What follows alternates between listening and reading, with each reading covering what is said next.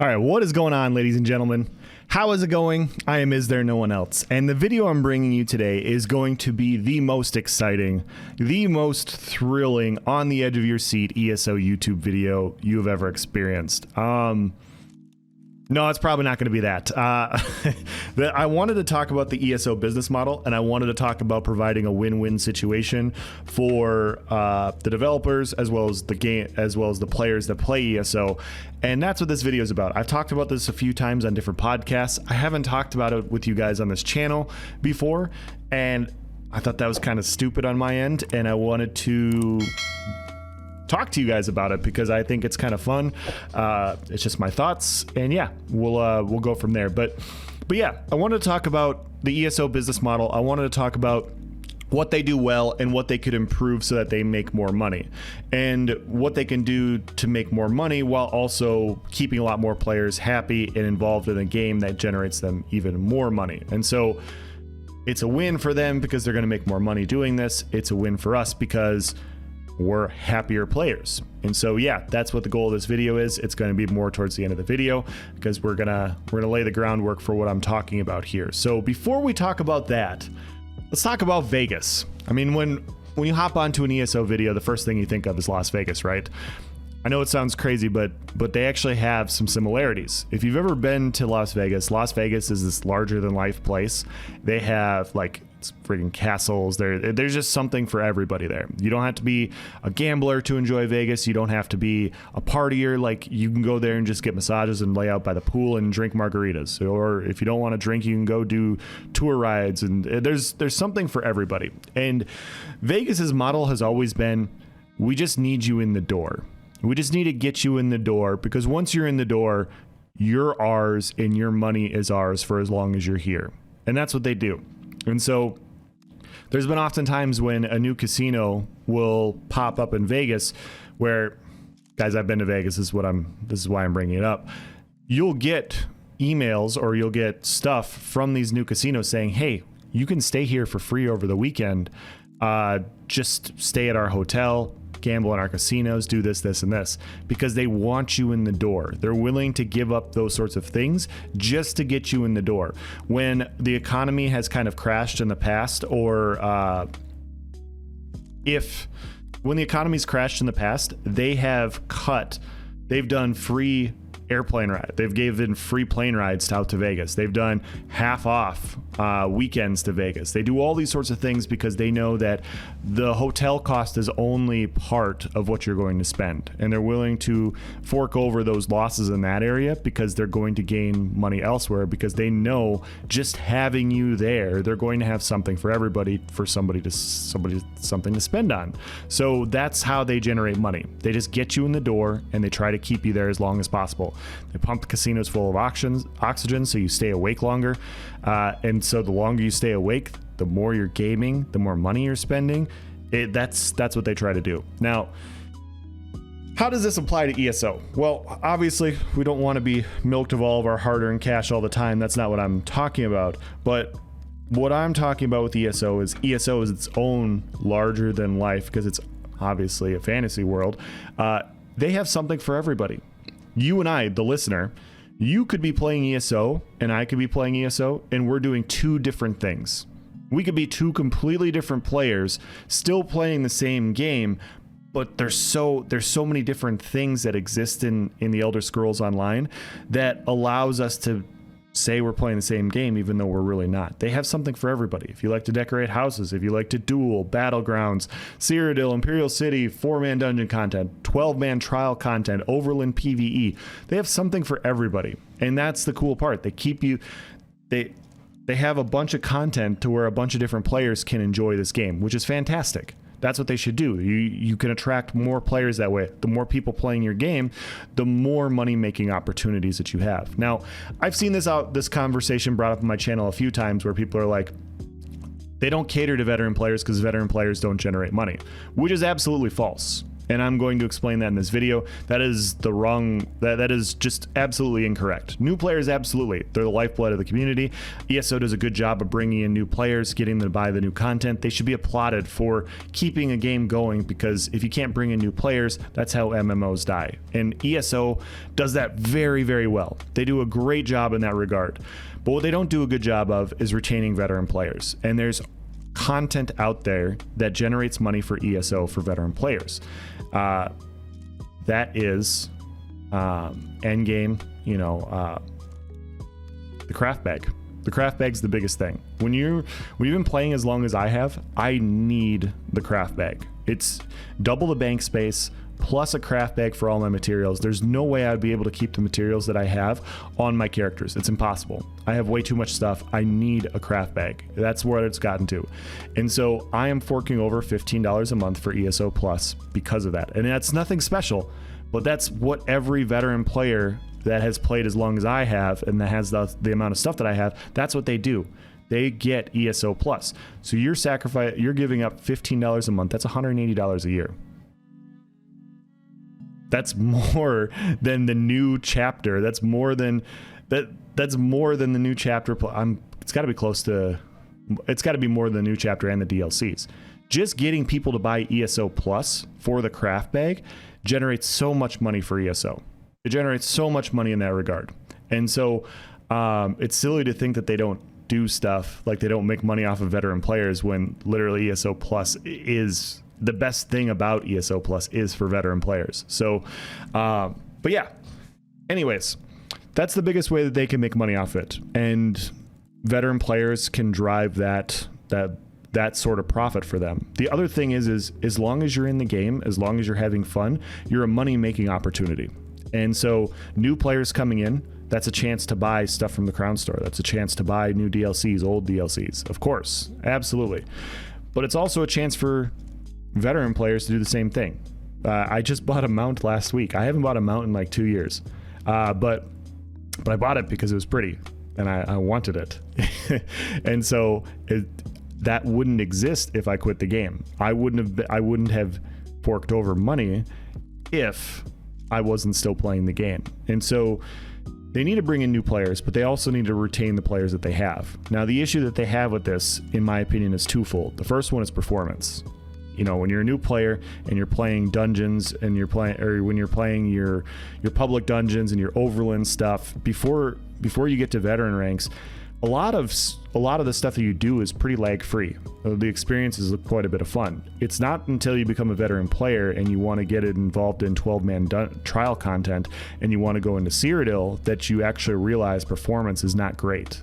It's not great, and it hasn't been for a while in those areas. So people play the game and they enjoy it for months all the way up until that point, and then all of a sudden performance hits. And yeah, people want to play a game that functions. I know this is revolutionary, but people want to play a game that functions, and now they can't do the stuff that they want, so they quit and they go to something else. And so now they're missing out on veteran players for that reason. Now, I don't want to dive too much into that. Done so many videos have discussed performance. I'm not ignoring it. It's already been talked about. And so I want to talk about the next thing. This is obviously the most important, but it's already been rehashed. You guys don't want to hear me talk about performance again, do you? No, I didn't think so. Let's move on to the next thing. So what else can the ESO community do, the developers do, to keep players in? Well, to me, it's gear. And the reason gear is veteran players is every time they come out with new dungeon content, typically the 4-man new dungeon stuff is for veteran players. Typically the gear that is involved in those 4-man dungeons is for veteran players. New players aren't going to go into most of these dungeons and get that gear easily. It's harder content, and that content it's built around veteran players. That's how ZeniMax makes money off of veteran players, is they get them involved in this gear grind. Now, I want to talk about it because Delty is back, and he's posted a few different videos that I've watched, and he's talked about why he quit. And the thing that he talked about was the rat race of the ESO gear grind, and how it's just a non-stop every 3 months, every 6 months.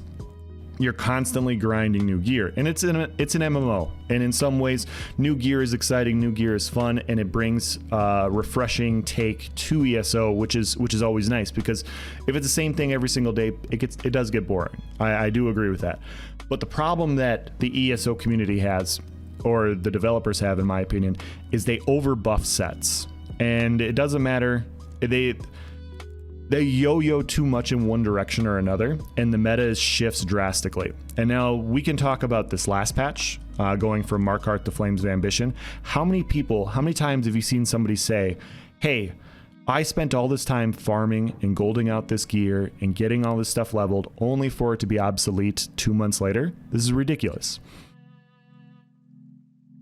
Like that's been said so many different times on my channel. I've seen it on the forums. It's a big complaint in the community that they farm something, they spend maybe 2-3 weeks farming it, golding it out, getting the proper materials for it, only for it to be obsolete shortly thereafter. And then they have to do it all over again. And so it's like, it's frustrating. It can be frustrating when those sorts of things happen. And so you have that. And it's not just this last patch, it was last year too. When they buffed procs by 25% with the introduction of Malakath, procs were already the most powerful thing in ESO. And then the next patch, they buffed procs, buffing them even more. And so it just was one of those things where it was like, okay, well, now I got to go farm these proc sets because I have to do this. Oh, you're going to lower crit damage now too? And you're going to buff Impen? Okay, well, now I definitely have to get Malakath because crit damage is non-existent. There's no chance for me to crit. The best damage by far is Malakath. If I want to maximize Malakath, I'm going to run procs. And so you get shoehorned into these things. And so there's two different types of people in this situation. You have the people involved in the rat race, right? You have the end game 12-man dungeon content guys, or you have the PvPers that want those edges. They want whatever edge they can get. They're going to go out and get that content regardless. As long as they're in the rat race, they're going to continue to do that. But the difference with what I'm proposing is the people that don't necessarily want to do that all the time. And here's what I think what happens and what needs to be adjusted. You have these players that eventually they get tired of it. They get tired of every 3 months of constantly having to go and farm gear just to be competitive, because sometimes these metas come in where some gear is just clear cut way better. And a player is left with a dilemma. Do I continue to spend on these new DLCs to continue to buy this stuff, knowing that I have to spend 2-3 weeks out of my time every single chapter to get this new gear, to spend this stuff, to grind this, only to enjoy it for a couple months to do it all over again? Or do I just quit the game? And a lot of people choose to just quit. And every person that quits is a person that doesn't see the crown store. It's a person that doesn't see the new houses, the new mounts, the new styles. It's one less opportunity for people to spend money in the game because you've completely kicked them out. And now, what do I propose now that we're 13 minutes into this video? Well, the thing is the rat race guys, they will continue to rat race for a 1 to 2% edge. They will continue to do that. You know how I know this? Last year I did a video talking about the difference between purple and gold gear. I did a difference in weapons, I did a difference in jewelry, I did a difference in armor. And so going from purple to gold armor was a difference of like 1%. It was very, very minimal. There's almost no reason to go to gold gear unless you want a 1% advantage, which, guess what? Everybody does. Everybody invests in tempers, everybody invests in rosin and all these sorts of things. They invest in Druax in order to get this gold gear because they want that small edge. And now, what can ZeniMax do? This requires no extra effort on their end. Just don't buff new gear by 10, 15, 20%. All you have to do is buff it by 1 or 2%. Because if you go, and I can prove my point here, go look at any ESO YouTube build video right now. I bet they have gold armor, and they're not taking a huge edge. It's not a huge difference. It's very minimal, but they're doing it anyways because they want that edge. If you do that with new gear, and if you want to make it better because you want to sell your product and you want to make money, totally get it. You want to introduce new lifeblood into PvP, into PvE, introduce new gear and make stuff a little bit more exciting, totally get it. But you can do that, and the people heavily invested in the rat race are going to go farm that edge. But the people that aren't, you're not going to make them want to quit the game entirely. That's the difference. And so the players that are involved are still going to be spending the money. They're still going to want that edge. You just need to maybe show that there is an edge there. But the people that are stuck with the conundrum of farm or quit, they're going to go, you know what? I don't want to get this gear right now. I do know it's better, but I'm really enjoying the sets that I have now. I really love the build that I have right now. Maybe I'll invest in the future, but I'm not obsolete. I'm just not the top best build. And so you keep those players. And yes, those players aren't buying your new DLC. They're not buying and farming your new gear. But you know what they are doing? They're still playing your game. They're still involved in the game, and there's still an opportunity there of them making money elsewhere.